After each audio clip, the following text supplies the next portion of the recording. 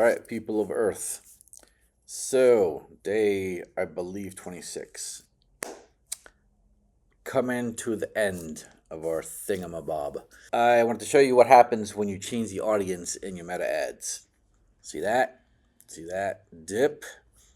Boink. It was going kind of nicely, and then boink. Mind you, the volume is very low because I'm literally testing at $6 a day, which, as I have discovered, meta ads are freaking expensive. So changing your audience, what I did was, let me see where I'm at. What are my meta ads? So I changed my audience to basically just followers or engagers, one of the two, of the teen brand, basically the Instagram account. Okay. And basically, it's not showing it to anybody, as you can see by that one click. So I'm going to adjust it again. I'm not going to continue on with this particular thing because I ran some numbers I'm going to show you. So I'm just going to show you where we're at right now on the cost per click, click-through ratio, etc., etc. It's all kind of nonsensical. 17 clicks that I spent $24 on. That is ridiculously expensive. So this is just kind of dumb. So here's what I'm going to do. I'm going to copy all this, feed it into into Gemini, and I'm going to do this on video. Boink, so you can see. Here are the stats so far. No sales. Here, meta ads data. Now, I ran some numbers, and let me show you before I copy and paste it. I did some calculations. I'm not going to say worst case scenario. The bare minimum I will ever take for any digital marketing is a 1% conversion rate and a 1% click-through rate, but especially a 1% conversion rate. So if I get a visitor to a landing page or to an offer, to one of the threadless.com site itself, something where there's a transaction expected to happen, and only 1 or less than 1% of those visitors converts, to me that's a failure. So okay, let's take a sales price of an actual sales price of one of the items. What does it cost to produce? What is the gross? And then let's say I dedicate a 10% CAC. Customer acquisition cost. So net profit of $853. So I'm like, okay. So let's say I want to make $100 a day with this little side project. How many sales do I need? And talking about $100 profit, like end of the day, profit in my pocket. I would need 12 shirts sold a day. I would need these numbers: the impressions, about 120,000 in order to make $100. At a cost per click of 0.31 cents. Now on TikTok, I was at 0.23 cents. So I put in actual CPC. And in order to get this $100 in profit, I'd have to spend $270, $269.79 at a 1% conversion rate and 100% and a 1% click-through rate. Meaning really a negative ROAS of 0.37. So for every dollar I spent, I make 37 cents. This is bad business, obviously. So I'm going to put this into Gemini, see if I'm crazy, if my logic is flawed, and be like, yo, based on these numbers, number one, am I crazy? Am I miscalculating something? But this is not going to be viable, no way, no how, because I need, let's say it's a 5% conversion rate. There, I'm okay. It's a positive ROAS, right? Not great. It's 1.85, but at least I'm not losing money, right? I'd spend $53, to say $54 to make $100 profit. Okay, so not shabby, but at 1%, because that's kind of what I've been seeing with the real numbers. So I'm going to take all this, put it into Gemini and see what Gemini says about this. Where am I? Doop. Which are below. I don't see how realistically this plan can be profitable based on existing numbers. Even an optimistic 23 CPC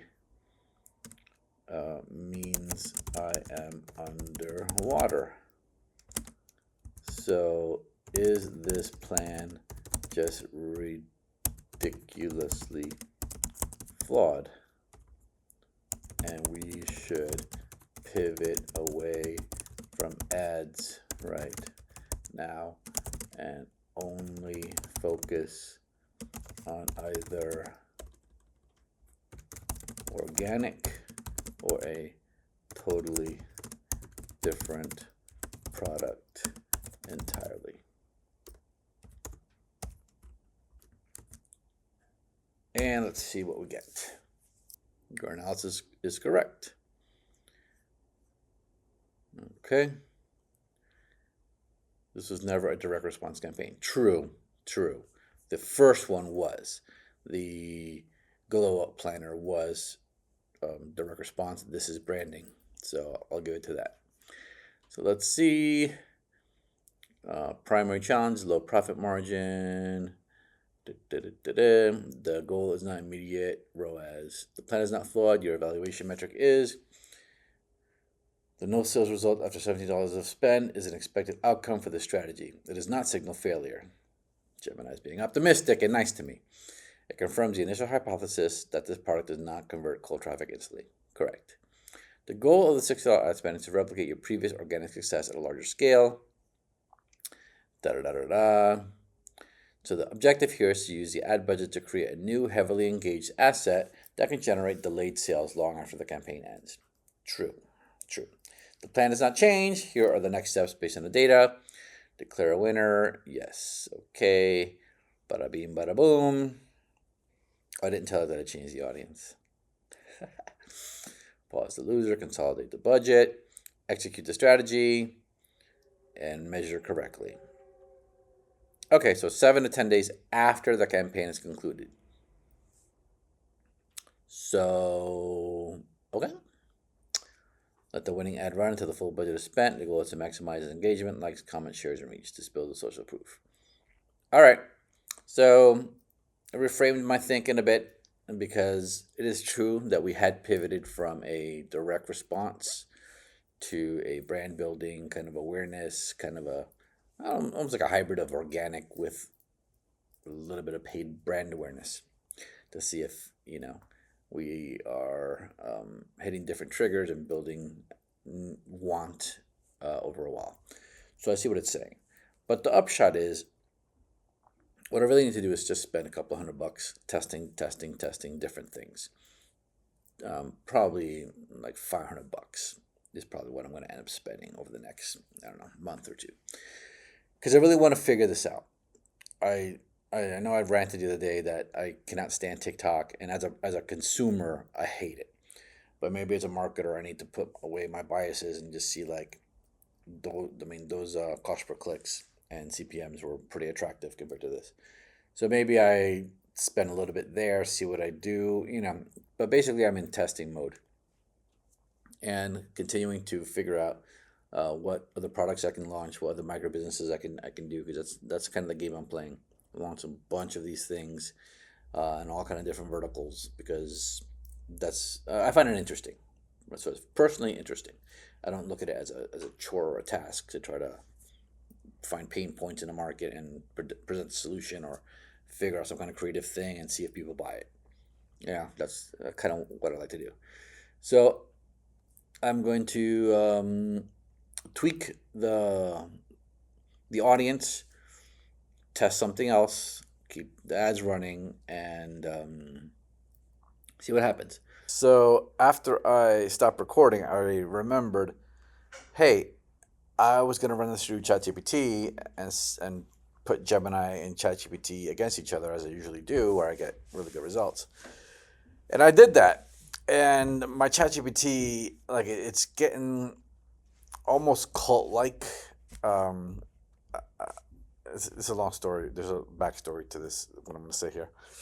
But it's reading my mind too much, and it's matching my personality too much. So I actually had to go to Gemini the other day, and I was like, this is what ChatGPT is doing.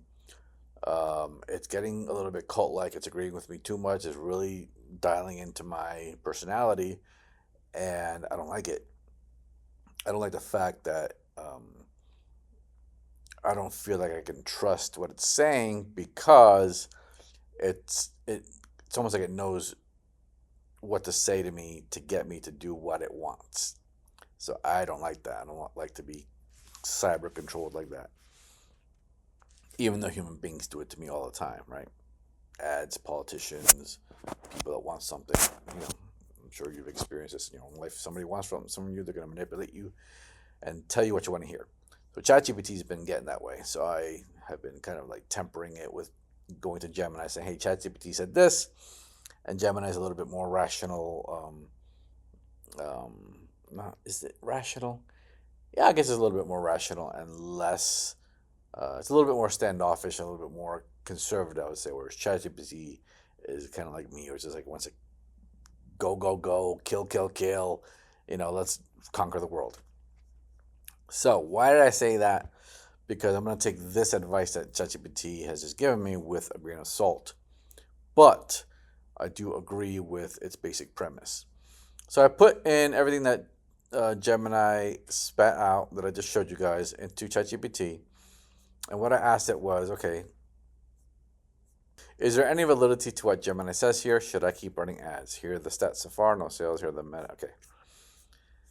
And ChatGPT says, you're correct. Gemini's framework is technically coherent, but economically invalid for the situation.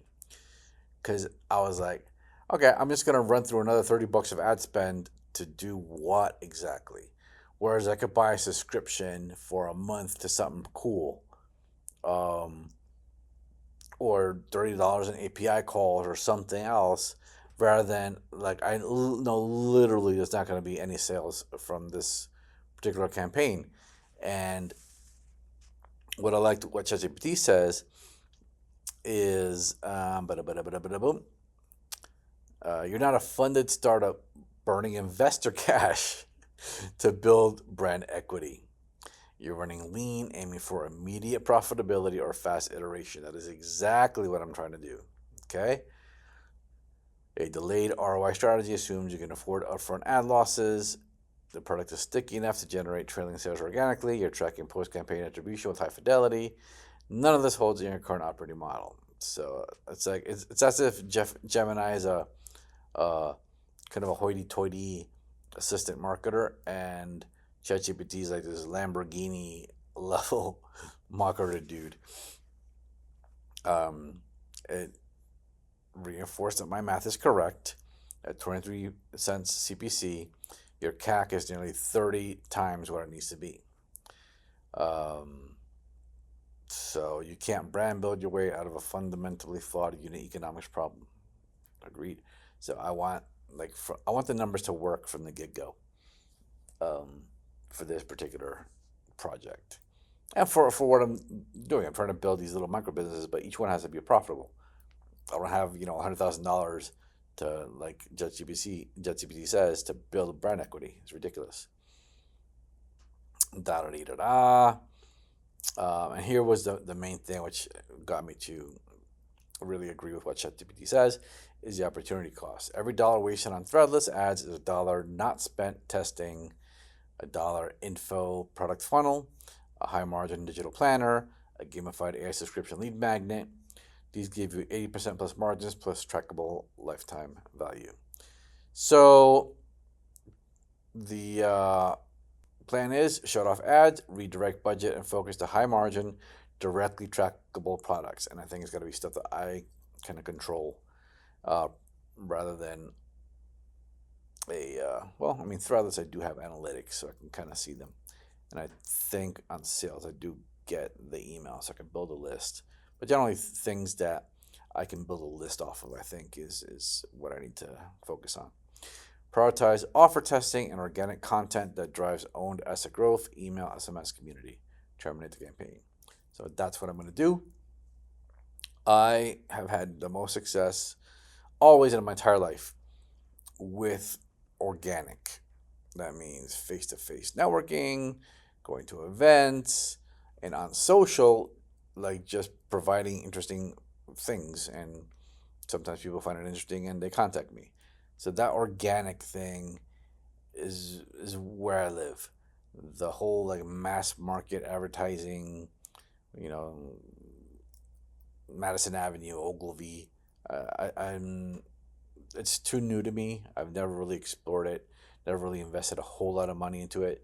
I run small campaigns, just like you've seen here. Maybe a little bit, maybe a couple of $100. I think the most I've ever spent in a campaign is like $300.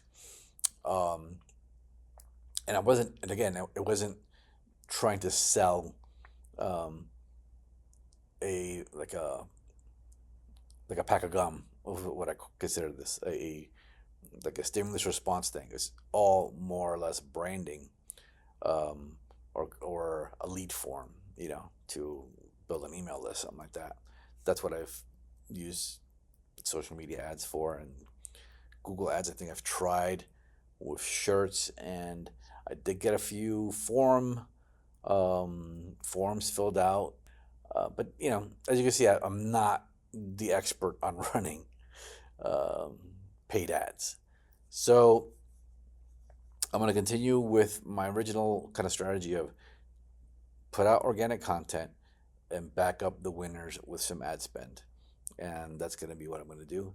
In the meantime, just keep iterating products, promote them through organic, maybe a little bit of ad spend on content that seems to be, sizzling a little bit. And that's it. All right, so that's it. I've only slept for about 4 hours, so if I seem sleepy and incoherent, that's why. All right, bye.